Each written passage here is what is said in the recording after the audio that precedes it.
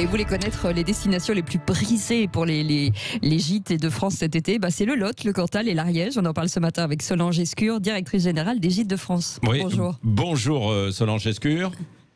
Bonjour à tous. Ça nous donne envie de partir dans ces beaux départements qu'on connaît bien sur Sud Radio, évidemment. Alors, comment s'annonce cet été pour les Gîtes de France, sachant évidemment qu'il y a eu beaucoup d'incertitudes jusqu'à présent pour savoir si on allait pouvoir partir. On se souvient encore, c'est pas si vieux, qu'il y avait l'interdiction des 100 km. Tout à fait. La période a été très compliquée, bien sûr, avec des annulations, ensuite la restriction de distance. Mais aujourd'hui, nous abordons l'été avec beaucoup plus de confiance, même si le taux d'occupation n'est pas encore satisfaisant pour l'ensemble des départements. Mais il y a eu une reprise des réservations, une belle reprise pour l'été. Nous avons rattrapé beaucoup de retard et il y a effectivement de nouvelles destinations qui émergent. Les clients veulent se mettre au vert cet été. Oui, c'est ça. Donc il n'est pas trop tard, Solange Escure, pour réserver ceux qui n'ont pas encore choisi, qui hésitent toujours à partir. Il y a des gîtes de libre encore pour cet été.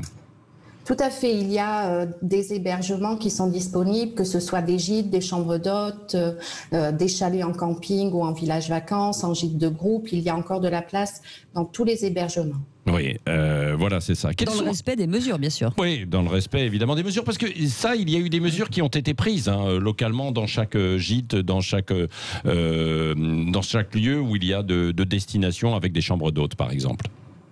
Alors, il y a un protocole sanitaire Gîtes de France qui a été créé par la marque et qui a été mis à disposition de l'ensemble des propriétaires pour un accueil des clients en toute sécurité, mais également pour le propriétaire pouvoir préparer son hébergement lui aussi en toute sécurité. Donc oui, la sécurité est garantie partout. Oui, c'est ça. Est-ce que vous avez l'arrivée des réservations de nouveau d'étrangers qui ont été absents dans les réservations jusqu'il y a 15 jours, 3 semaines, et on me dit que là, il y a un peu d'Allemands, d'Hollandais, de Belges qui commencent à arriver, à réserver? Tout à fait. La clientèle européenne est revenue depuis il y a maintenant 2 semaines en visite sur le site. Et il y a des réservations qui se sont faites, mais on n'est bien sûr pas encore au niveau des années précédentes pour cet été. Oui, dans les gîtes de France et les chambres d'hôtes, c'est principalement une clientèle familiale, non, qui va? C'est essentiellement une clientèle familiale, mais depuis 1 mois et demi maintenant, nous avons la part de la clientèle jeune, c'est-à-dire les 18-34 ans, qui a augmenté. Oui. Quel est l'avantage?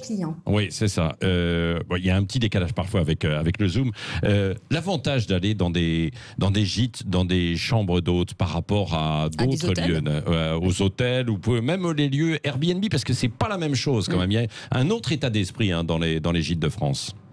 La Gîtes de France, c'est une marque qui existe depuis plus de 60 ans.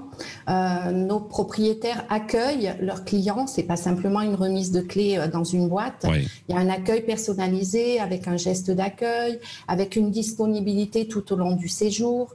Donc, il y a vraiment une personnalisation de l'accueil. Et puis aussi, notre valeur ajoutée, c'est la présence sur le terrain. C'est-à-dire que nous avons 95 agences départementales et des collaborateurs qui accompagnent les propriétaires au quotidien, avec la visite de l'hébergement, avec des conseils sur la décoration, avec un suivi pour chaque propriétaire. Donc le client, il sait que c'est un label de qualité et que et puis des conseils sur l'environnement aussi, de ce qui se passe autour. Oui, oui. Alors ça, localement, évidemment, chaque propriétaire connaît avec amour sa région. Parfaitement.